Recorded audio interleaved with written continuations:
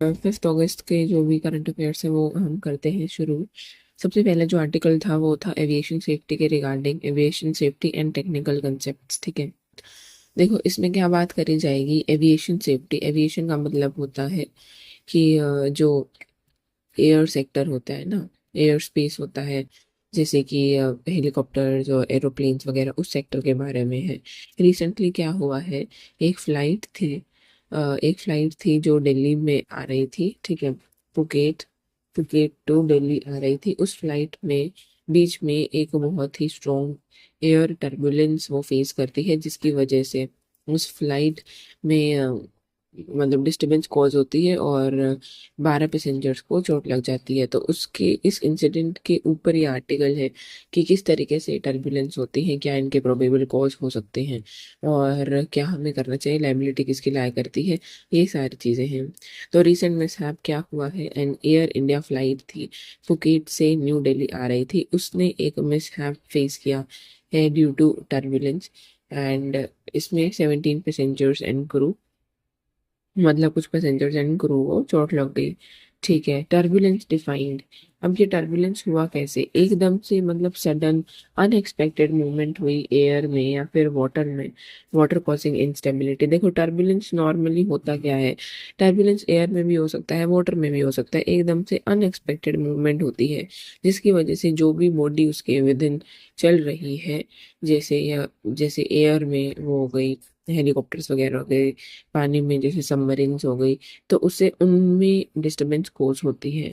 ठीक है, और एयर में ये जो कॉजेस है ये क्यों होंगे, मतलब ये टर्बुलेंस क्यों होगा, इसका मेन कॉज हो सकता है जेट स्ट्रीम्स हो सकते हैं, माउंटेन वेव्स हो सकते हैं, ठीक है, थंडर स्टॉर्म्स हो सकते हैं। तो इस फिनोमिना को हमने नाम दिया है clean air turbulence, CAT, clean air turbulence.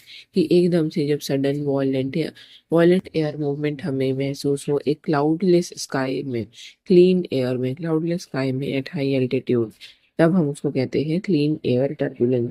ये इनविजिबल होती है, पायलट्स भी इसे नहीं देख पाते, जो रडार है वो भी नहीं देख पाता, जिसकी वजह से वो डिटेक्ट करना काफी मुश्किल होता है। क्लाइमेट चेंज इसके पीछे है, क्लाइमेट चेंज जैसे जैसे हो रहा है वैसे वैसे टर्बुलेंस जो है वो इंक्रीज होती जा रही है। ठीक है, फिर यहाँ पे कुछ टर्म्स के बारे में बताया था न्यूज़पेपर में, तो ये इंपॉर्टेंट है। ब्लैक बॉक्स के बारे में बताया। ब्लैक बॉक्स भाई सेफ्टी डिवाइस होता है। ये मतलब इसके अंदर दो चीज़ें होती है, एक तो कॉकपिट में जो भी बातचीत चल रही है उसका रिकॉर्डर होता है, कॉकपिट वॉइस रिकॉर्डर, और दूसरा फ्लाइट का डेटा ये रिकॉर्ड करता है। ठीक है, और ये टाइटेनियम या फिर स्टेनलेस स्टील यानी बहुत ही हार्ड मेटल से ये बनाया जाता है, ऑरेंज कलर का होता है फॉर विजिबिलिटी।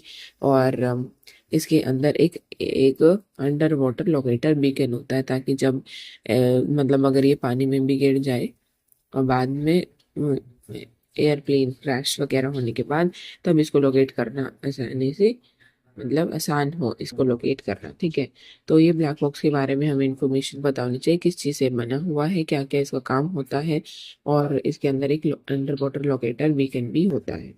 ठीक है, एक इस न्यूज़पेपर में ये बहुत इंपॉर्टेंट चीज़ बताई गई थी। देखिए, एविएशन हुल इंश्योरेंस होता है ये, जो भी हमारा एयरक्राफ्ट है, एयरक्राफ्ट के रिगार्डिंग उसका जो भी फ्यूलेज है, जो भी उसका इंजन है, फ्यूजलेज है, जो भी इंजन है, उन सभी का एक इंश्योरेंस होता है।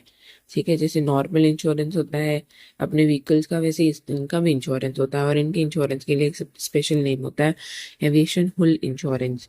ठीक है, मॉन्ट्रियल कन्वेंशन हुई थी 1999 में।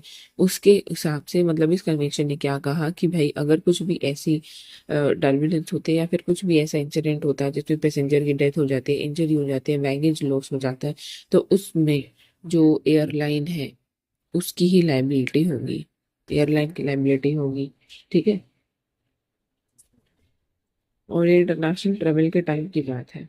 तो ये हो गया मॉन्ट्रियल कन्वेंशन 1999। फिर आ गया शिकागो कन्वेंशन। शिकागो कन्वेंशन ये बताता है कि इंटरनेशनल सिविल एविएशन के क्या क्या स्टैंडर्ड्स होने चाहिए, क्या क्या नॉर्म्स को फुलफिल करना चाहिए। ठीक है, तो वो शिकागो कन्वेंशन बताता है। तो दोनों ये कन्वेंशन बहुत इंपॉर्टेंट है कि कौन सी क्या डिफाइन करता है, किस चीज़ के रिगार्डिंग है, तो ये हमें पता होना चाहिए। मॉन्ट्रियल कन्वेंशन 1999 और शिकागो कन्वेंशन। ठीक है, फिर आते हैं ये कि डोमेस्टिक लॉज हमारे यहाँ पे कौन से हैं। इंडिया में कौन सी लॉज है, एक तो एयरक्राफ्ट एक्ट है 1934 का और एयरक्राफ्ट रूल्स है 1937 के। तो ये सब इन सेक्टर्स को, इस पूरे सेक्टर को गवर्न करते हैं। सिर्फ इतना ही था, प्रीलिम स्पेसिफिक आपा को ये टर्म्स जो है ये हमें पता होने चाहिए। और ये ब्लैक बॉक्स के रिगार्डिंग क्लीन एयर टर्बुलेंस होती क्या है, ठीक है। इसको आप जीएस में, जीएस वन में भी, ज्योग्राफी में यूज कर सकते हैं क्लाइमेट चेंज से, कि भाई ये नया फिनोमिना जो है सामने हमें, ठीक है, नया फिनोमिना सामने आ रहा है। दूसरा आर्टिकल जो था वो मॉनेटरी पॉलिसी कमेटी के ऊपर था।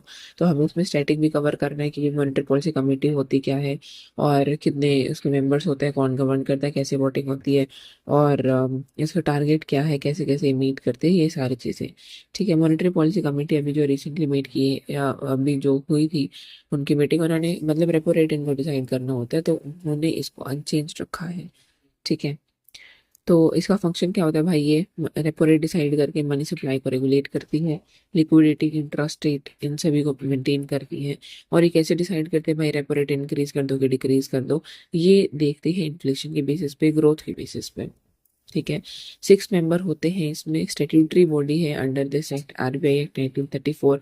एंड उर्जित पटेल कमेटी एक बनी थी, उसके रिकमेंडेशन के बेसिस पे हमने ये मॉनेटरी पॉलिसी कमेटी बनाई है, ठीक है। ये इंपॉर्टेंट इन्फॉर्मेशन है। 6 मेंबर स्टैट्यूटरी बॉडी है under RBI act of 1934, based on Urjit Patel committee के रिकमेंडेशन के बेसिस पे बेस्ड है।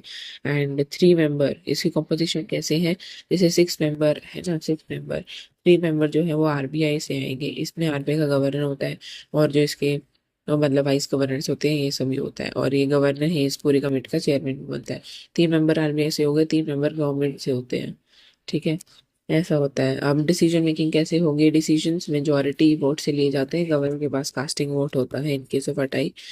एंड इन्फ्लेशन टारगेट कितना है इसका, 4+-2 ये रखना होता है, based on the CPI, combined CPI, ठीक है। उसके बेसिस, उस कंबाइंड सीपीआई के बेसिस पे, सीपीआई इन्फ्लेशन ही तो बताता है ना, तो उसी को ही ये चेक करती है, उसी को ही मेंटेन करना होता है, 4+-2 फ्लेक्सिबल इन्फ्लेशन टारगेट है ये। और ये सारे इनके टूल्स हैं, ठीक है। इनका जस्ट ऐसा नाम हमें पता होना चाहिए कि भाई ये आरबीआई के टूल्स हैं in order to regulate the monetary policy और ये मनी सप्लाई, ठीक है। Repo rate, reverse repo, standing deposit facility, marginal standing facility, cash reserve ratio, open market operations, ये सब है, ठीक है। और इसमें एक ये बात भी है, ये जो वोटिंग होती है ना, नॉर्मली गवर्नर जो है दूसरे नॉर्मल मेंबर्स की तरह वोट करेगा, और अगर तब वो आ जाते हैं, टाई की सिचुएशन आती है, तब ये एक एक्स्ट्रा कास्टिंग वोट भी एक्सरसाइज करता है। फिर आते हैं तीसरे आर्टिकल पे, institutional accountability and paper leak. अभी रिसेंटली जो जंतर मंतर पे प्रोटेस्ट हुआ था, ठीक है, उसके कॉन्टेक्स्ट में है ये, कि ईयर 2024 में हमने public examination prevention of unfair means act ये हम लेकर आए थे, पब्लिक एग्जामिनेशन एक्ट ऑफ 2024, जिसमें स्ट्रिंजेंट, बहुत स्ट्रिक्ट मेजर्स लिए गए हैं अगेंस्ट द पेपर लीक। अब इसका मेन रूट कॉज क्या है, पेपर लीक क्यों होते है, पेपर लीक क्यों हो पाते हैं भाई, सिक्योरिटी नहीं है तभी तो लीक हो जा रही है ना चीज़। तो वीक सिक्योरिटी प्रोटोकॉल्स है, इनसाइडर कॉल्यूशन होता है, एक नेक्सस है between the officials and coaching centres के बीच। इसका क्या इम्पैक्ट पड़ता है, अगर पेपर लीक होता है तो मेरिटोक्रेसी से कॉम्प्रोमाइज होती है, प्रिवेंटिव गवर्नेंस का फेलियर होता है, कि पेपर लीक प्रिवेंट करने वाला जो ये प्रिवेंटिव गवर्नेंस है इसका फेलियर होता है। तो जस्ट इतना ही ये इस आर्टिकल में हमें बताया गया था। फिर एक जम्मू कश्मीर के रिगार्डिंग इशू था। देखो जम्मू कश्मीर में क्या हुआ ना, 2019 में जब उनकी रीऑर्गेनाइजेशन हुई और जम्मू कश्मीर को as a union territory with legislature बना दिया गया, ठीक है, उसके बाद से ये इशू शुरू है। उसके बाद से क्या इशू है कि जो जम्मू कश्मीर में ये जो यूनियन टेरिटरी का दर्जा उनको दिया गया है, एज अ स्टेट को, स्टेट का स्टेटस लेके उनको यूनियन टेरिटरी का स्टेटस दिया गया है, ठीक है। अब वहाँ पे रिसेंट इलेक्शंस हुए थे विद लेजिस्लेचर है, क्योंकि तो इलेक्शन हुए थे, उनकी अपनी खुद की सरकार बनी थी, लेकिन फिर भी इस आर्टिकल ने बताया है कि बेशक से उनके पास अपनी खुद की सरकार है, वहाँ का जो एलजी है, लेफ्टिनेंट गवर्नर है, वो ज़्यादा पावर एक्सरसाइज करता है, और उसको ये और भी ज़्यादा पावर दी गई है इस इन रूल्स में, ट्रांजेक्शन ऑफ बिजनेस रूल्स 2024 में, ठीक है। तो इसको हमें सॉर्ट आउट करना चाहिए भाई, जल्दी से जल्दी उसे स्टेट का जो स्टेटस है उसका वो रिकवर कर देना चाहिए, ये बोला गया है। बाकी कॉन्स्टिट्यूशन पर्सपेक्टिव है इसमें कि एसआर बोमे केस में सुप्रीम कोर्ट ने बोला था कि भी जो फेडरलिज्म है वो बेसिक स्ट्रक्चर का पार्ट है। Article 3, article 14 and article 21 in context of statehood and civil liberties ये मेंशन करे गए थे। ठीक है, इस आर्टिकल में आर्टिकल 14 तो इक्वालिटी है, ये right to. Article 21 life and personal liberty, और आर्टिकल 3 की न्यू स्टेट्स वो कर सकता है। ठीक है, और हाँ, तो इसमें ये है कि अभी भी चैलेंजेस क्या परसिस्ट करते हैं भाई, मतलब ये यूटी का स्टेटस देने के बाद चैलेंजेस क्या हैं। अभी भी सिक्योरिटी रिमेन्स जो है वो सिक्योरिटी अभी भी एक कंसर्न है। पहलगाम अटैक जो रिसेंट हुआ था, रेड फोर्ट अटैक हुआ था 2025 में। इकॉनमिकली भी इतने ग्रेजुएट भाई अनएम्प्लॉयड से सफर कर रहे हैं, अनएम्प्लॉयमेंट। तो कहने का मतलब ये है कि जो सेंटर ने रीजन प्रोवाइड करके इनको यूनिट टेरिटरी में कन्वर्ट किया था कि भाई सिक्योरिटी इशू है, एम्प्लॉयमेंट इशू है, ठीक है, तो देयरफॉर सेंटर का ज़्यादा रोल होना चाहिए। वो इश्यूज अभी भी सॉल्व नहीं हुए हैं, वो वॉर्स ही हो गए हैं। तो देयरफॉर वे फॉरवर्ड यही है कि स्टेटहुड को उनको रिस्टोर करो, और सरकार सेंट्रल गवर्नमेंट को ना सिक्योरिटी को बैलेंस करना चाहिए विद सिविल लिबर्टी। ठीक है, इंक्लूसिव डेवलपमेंट पे फोकस करना चाहिए। तो ये इस आर्टिकल में बात करी गई है जम्मू कश्मीर स्टेट होड। फिर आता है अपना आर्टिकल नेटो के ऊपर है, नॉर्थ अटलांटिक ट्रेडी ऑर्गेनाइजेशन। इसका बेसिक भी देखेंगे कि भाई ये कब बनी थी, कितने इसके मेंबर हैं, और इसका मेन प्रिंसिपल क्या है, और किस तरीके से इसका पर्सपेक्टिव या फिर जो फोकस है वो चेंज हो रहा है, और वो चेंजिंग पर्सपेक्टिव इंडिया के लिए फेवरेबल है। समझ गए? ओके। तो इसका बेसिक देखो, वॉशिंगटन ट्रीटी 1949 में साइन हुई थी। उस ट्रीटी के बाद ये ऑर्गेनाइजेशन बनी, नाटो बनी। इसका हेडक्वार्टर कहाँ है? ब्रुसेल्स में है। इसमें अभी एट प्रेजेंट 32 मेंबर्स हैं। फिनलैंड और स्वीडन स्वीडन लेटेस्ट उन्होंने ज्वाइन किया है। इसका इस नाटो का जो मेन प्रिंसिपल है ना, वो आर्टिकल 5 है, जो कहता है कि भाई अगर एक पे अटैक हुआ तो सभी पे अटैक मारा जाएगा, सभी मेंबर्स पे, और सभी मेंबर्स फिर बाद में रिस्पॉन्ड करेंगे।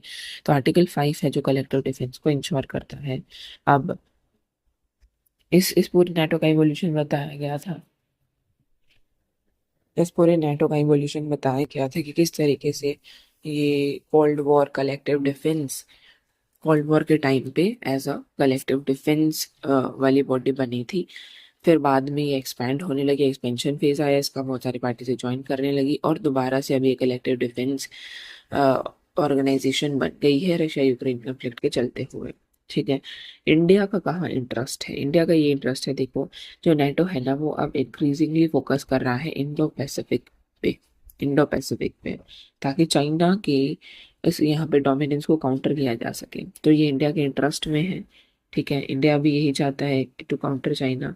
तो दिस सजेस्टेड कि हमको नेटो के साथ कोऑपरेट करना चाहिए in the field of AI, cyber security and defence, इन सभी की फील्ड में। ठीक है, ये आर्टिकल था सिंपल नेटो के ऊपर। फिर आता है एक आर्टिकल फिर आता है एक article health and cancer research के ऊपर है। देखो, WHO का जो कैंसर एजेंसी है IARC, उसने ये आइडेंटिफाई करा है कि 3 तरह की पोटेंशियल कैंसर कॉजिंग वो हो सकती है, सिचुएशन हो सकती है। मतलब ये जो दवाई है या फिर जो मेडिसिन है जो as a potential cancer cause हो सकती हैं, वो इन्होंने आइडेंटिफाई करी है। सबसे पहली है हाइड्रोक्लोरोथियाजाइड। हाइड्रोक्लोरोथियाजाइड ये मेडिसिन यूज करी जाती है, हाई बीपी के पेशेंट को मेडिसिन दी जाती है। दूसरी है वोरिकानोजोल। वोरिकोनाजोल ये फंगल इन्फेक्शन के टाइम पे दी जाती है। और टेक्रोलिमस ये एक इम्यूनो सप्रेसेंट है जो ऑर्गन ट्रांसप्लांट के टाइम पे दी जाती है। देखो, जब ऑर्गन ट्रांसप्लांट करे जाते हैं तो अपनी बॉडी कोई भी जब फॉरेन एलिमेंट आता है तो उसके अगेंस्ट में रिस्पॉन्ड करती है। ठीक है, तो ये इस IARC ने आइडेंटिफाई करा है कि ये 3 तरह की मेडिसिन जो है भाई वो फ्यूचर में जाके पोटेंशियल कैंसर हजार बन सकती है। ठीक है, बस ये स्टडी है। ओके, तो this was all about the 5th August current affairs. Thank you. Okay, मिलते हैं कल, या फिर मिलते हैं नेक्स्ट लेक्चर में 6 अगस्त के करंट अफेयर्स के साथ। Till then take care and bye bye.